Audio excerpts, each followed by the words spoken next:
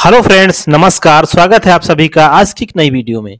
जैसा कि आज हम जानेंगे सीटेट जनवरी 2024 में जो एग्जाम हुआ था उसका प्रीवियस पेपर जो हुआ है उसके बारे में आज हम जानने वाले हैं। उसमें जो क्वेश्चन आए थे, प्रीवियस पेपर हम लेकर के आए हैं सीटेट का, जैसा कि जनवरी 2024 का है। तो जनवरी 2024 में जो क्वेश्चन आए थे आज उनके बारे में हम चर्चा करेंगे। वीडियो में अंत तक जरूर बने रहिएगा, संपूर्ण जानकारी आपको मिलेगी। सबसे पहले हम देखते हैं क्वेश्चन नंबर 1 जो दिया गया था।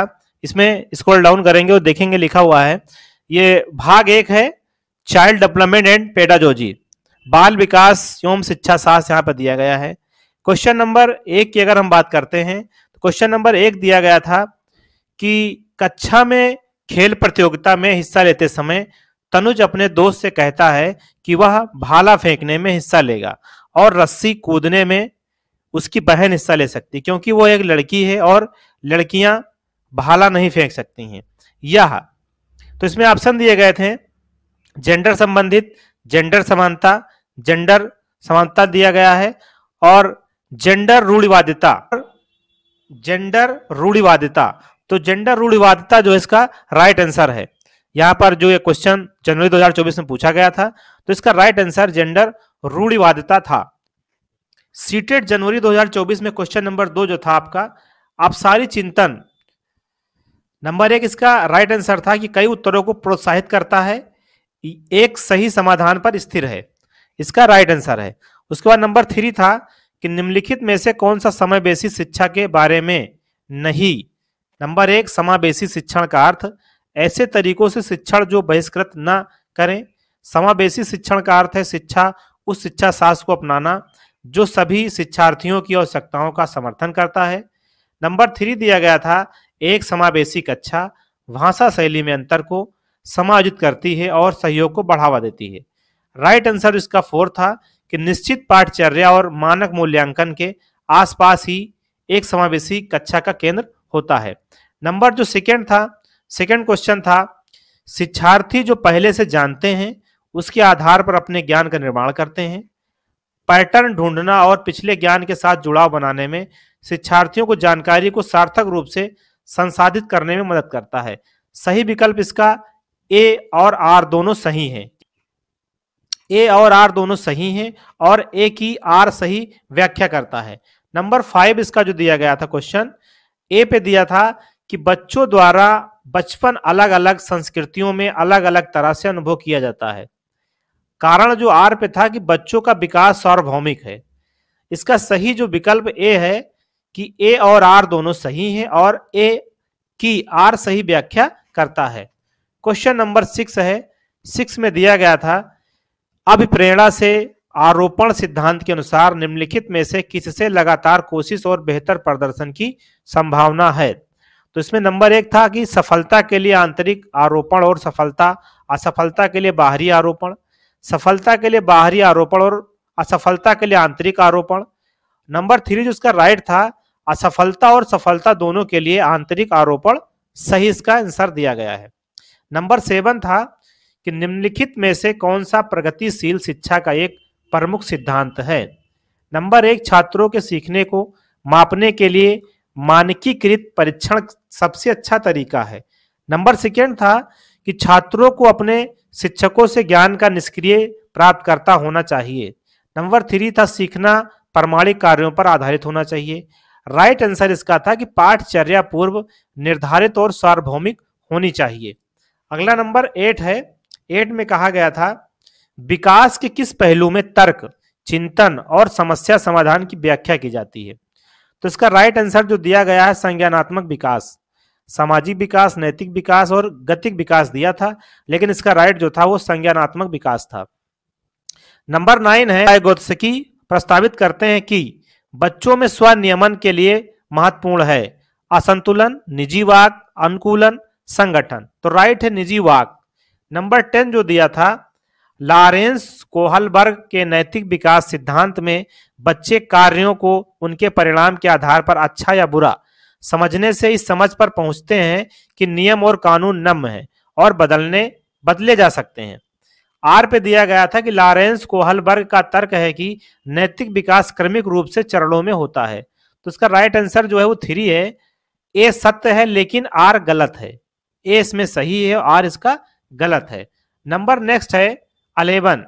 11 में कहा गया था कि हार्वर्ड गार्डनर के बहुबुद्धि के सिद्धांत के अनुसार निम्नलिखित में से कौन सा सेट बुद्धि और उसके संबंधित विशेषताओं के सही मेल का प्रतिनिधित्व करता है?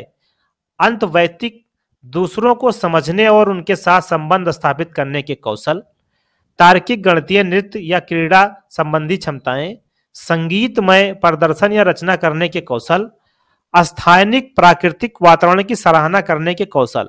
तो इसका राइट आंसर जैसा कि फर्स्ट है, अंतवैयक्तिक, दूसरों को समझने और उनके साथ संबंध स्थापित करने के कौशल। नंबर 12 दिया गया था। 12 क्वेश्चन, निम्नलिखित में से कौन सा कथन अधिगम के बारे में सही नहीं है? अधिगम शिक्षार्थी के पूर्व ज्ञान पर निर्भर करता है। अधिगम का तात्पर्य पूर्व वैचारिक स्कीम्स के पुनर्गठन से है। अधिगम सामाजिक क्रिया द्वारा संसाधित होती है। अधिगम एक प्रक्रिया नहीं अपितु एक उत्पाद है। ये इसका गलत है, ये सही नहीं है। अगला क्वेश्चन दिया था 30 पे कि निम्नलिखित में से कौन सा कारक समस्या समाधान को बढ़ावा देता है? अपसारी चिंतन, कार्यात्मक स्थिरता, निष्क्रिय अनुसरण, प्रतिक्रिया सेट। तो राइट इसका है अपसारी चिंतन। नंबर 14 है कोहलबर्ग के नैतिक विकास सिद्धांत के अनुसार किस स्तर पर बच्चे आत्म केंद्रित होते हैं और किसी कार्य को करने में अपना ही लाभ देखते हैं?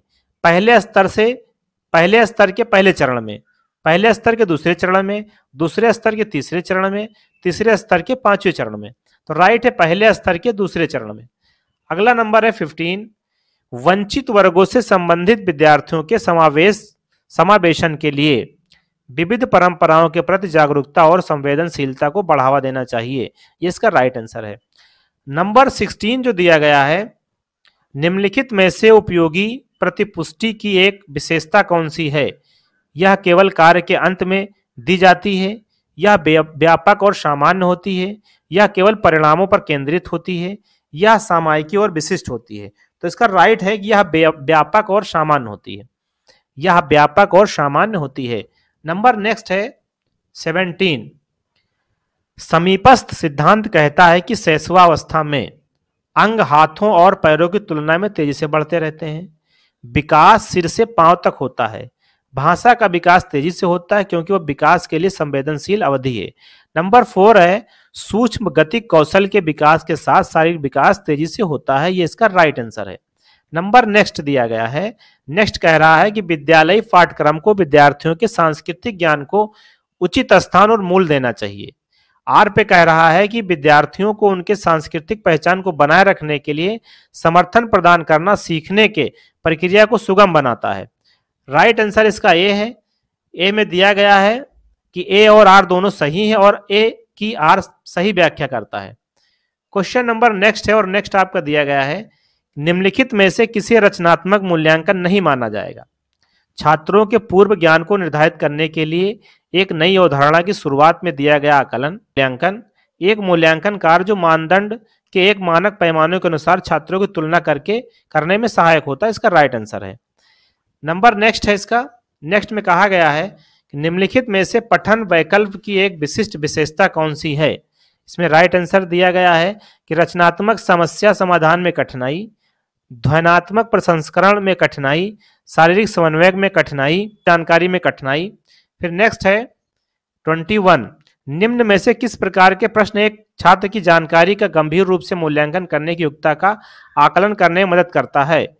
राइट है वह प्रश्न जो छात्र की व्यक्तिगत राय पूछते हैं। क्वेश्चन दिए गए हैं और भी कि वह प्रश्न जो शब्द की सरल भाषा परिभाषा के लिए पूछते हैं, वह प्रश्न जो पाठ को मान्य करने वाले उदाहरणों के लिए पूछते हैं, वह प्रश्न जो किसी पाठ का सारांश मांगते हैं। तो राइट यही है कि वो प्रश्न जो छात्र की व्यक्तिगत राय पूछते हैं।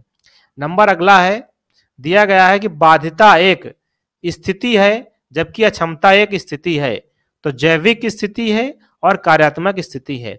नेक्स्ट दिया गया है क्वेश्चन नंबर 23 है और यह कह रहा है कि निम्नलिखित में से कौन सा कथन संज्ञान और भावनाओं के बीच के संबंध को उपयुक्त रूप से परिभाषित करता है? संज्ञान और भावनाएं दोनों स्वतंत्र प्रणालियां हैं। भावनाएं और संज्ञान आपस में एक दूसरे पर पारस्परिक रूप से निर्भर करते हैं।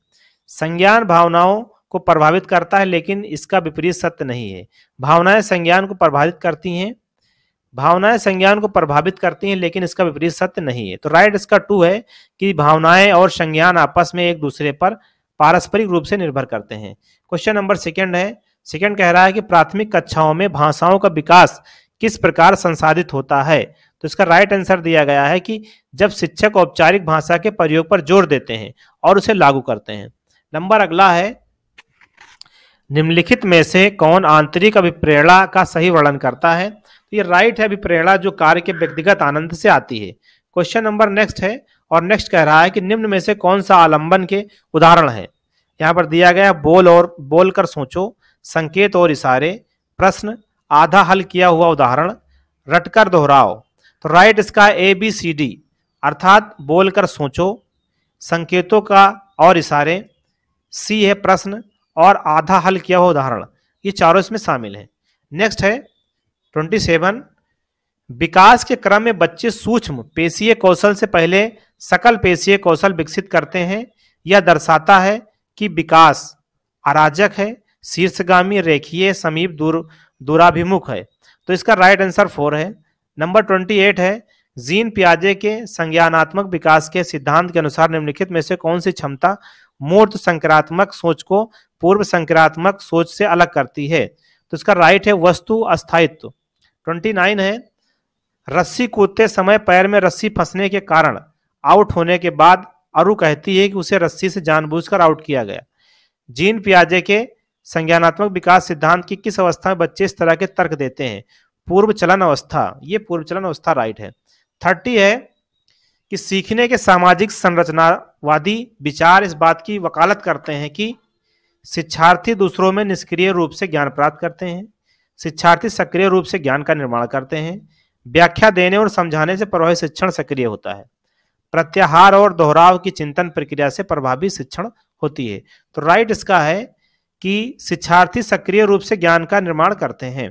तो ये थे 30 क्वेश्चन जो बाल विकास से जुड़े हुए थे। इसी तरीके से और भी प्रीवियस क्वेश्चनों को जानने के लिए चैनल को सब्सक्राइब करें, दोस्तों में शेयर करें, ताकि हर वीडियो को नोटिफिकेशन आप तक मिलता रहे। ये थे 30 क्वेश्चन। अगले वीडियो में हम लेकर के आएंगे प्रीवियस ईयर क्वेश्चन पेपर में जो 30 हिंदी क्वेश्चन पूछे गए थे, उन्हें हम लेकर के आने वाले हैं। वीडियो में अंत तक बने रहने के लिए आपका बहुत बहुत धन्यवाद। मिलते हैं अगले वीडियो में, तब तक के लिए नमस्कार।